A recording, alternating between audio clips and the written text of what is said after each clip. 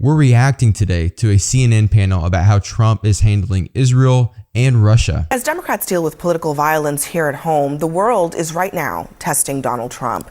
The first international incident, Israel has infuriated a region by striking Hamas targets inside of Qatar, the site of peace talks. Now, the president is distancing himself and the United States from that strike, and the White House is said to be frustrated by Israel's actions.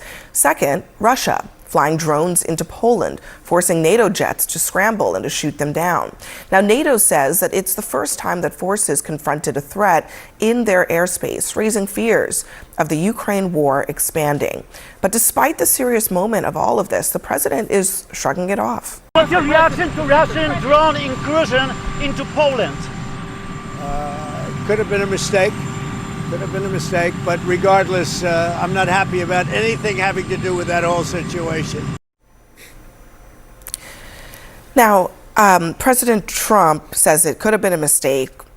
Poland's Prime Minister Donald Tusk said pretty pointedly in an X post, "We would also wish that the drone attack in Poland was a mistake, but it wasn't, and we know it."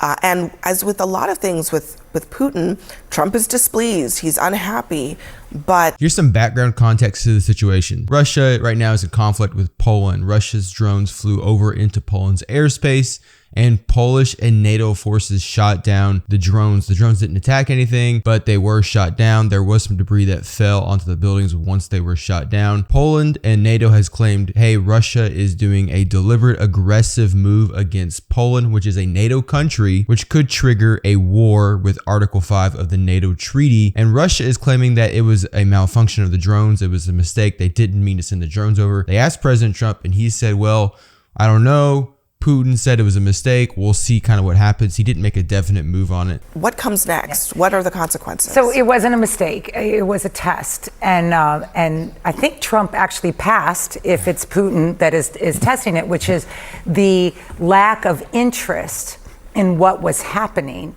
And again, the sense that that the president of the United States has no authority to help steer, right, the reaction, or the Europeans, or whatever else. You see the same with Israel. That that happened this week, the bombing in Qatar. But in the Middle East, I mean, it's hard to shock people in the Middle East right now.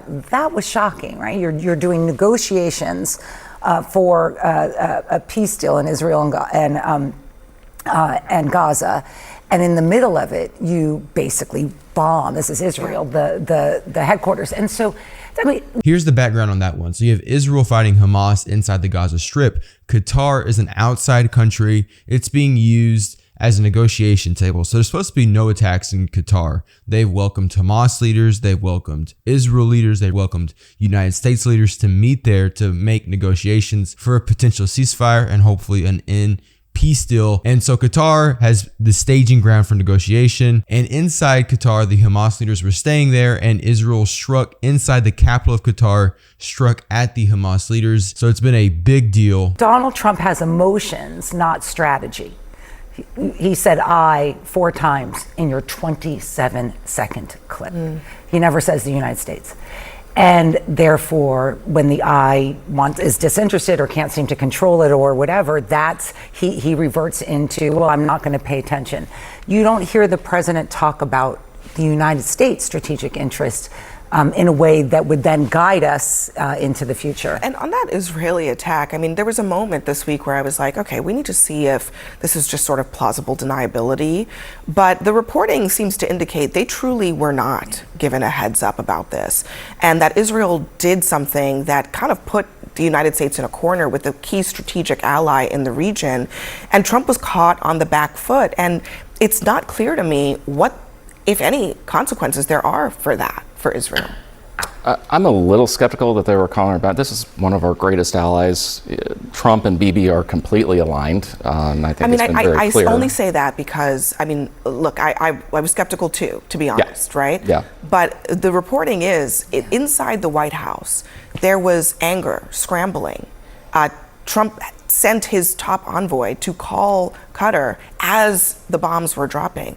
So, I mean, there was a clear element of they were not told. What we do know about it is that the United States wasn't told necessarily by Israel it is reported that Trump was alerted by the U.S. military that Israel was sending the missiles. They haven't actually finalized whether Israel reached out to the military and they reached out to Trump, or was it in the middle of the process of sending the missiles over that the president found out about it. What we do know about it is that once President Trump received the information, he sent Witkoff, his envoy, to tell Qatar to warn them ahead of time of the missiles that were coming. Well, I think his statement also was kind of telling. He was basically like, I'm sorry, I hate that this happened in Qatar, but let's remember what's going on here. No one was really upset when we went in after 9/11 and got Osama bin Laden. Pakistan's an ally, and we did because we had 9/11.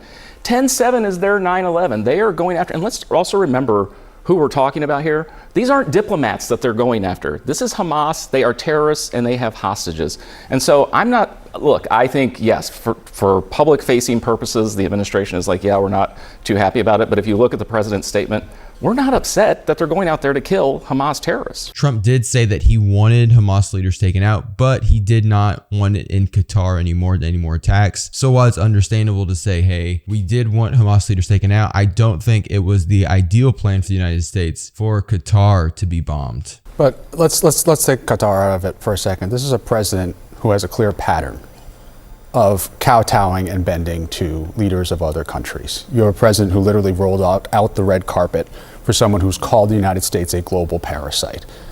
You have a president who has agreed with Netanyahu on a proposal to relocate an entire group of people out of where they are living in a place where there are more child amputees per capita than any other place in the world. So I don't know where people should look to see the president winning with any of these leaders. And that should concern all of us, because America first should be the policy of this country. And especially when you look at how he's proceeding with Putin in Ukraine, I don't see a lot of evidence of it. The administration talks about its realism. And, historically, there are reasons to work with dictators at times. We actually had to defend Stalin during World War II. It was a good thing that Richard Nixon went to China. Mao was a mass murderer, terrible person. But it changed the nature of the political system, the international. I'm not sure that that's the most agreed upon statement, is that it was a good thing that Nixon made negotiation ties with China. Currently may be facing some of the consequences of that decision. Some would say that Nixon actually endangered the United States' future by empowering China. System in a way that helped American interests. My question is this: how is it in American interests that we enable Putin in Europe, that we make it easier for him to alter the politics of neighboring countries like Moldova and Georgia, and that we basically sacrifice Ukraine? How is that in our interest? And I'll go even further than that. Leave aside the moral issue of who started that war. Our most important trading partners are in Europe, and they're in Canada, and they're in Mexico. How is it in our economic interest that we should be undermining a cause they all believe in? How is that America first?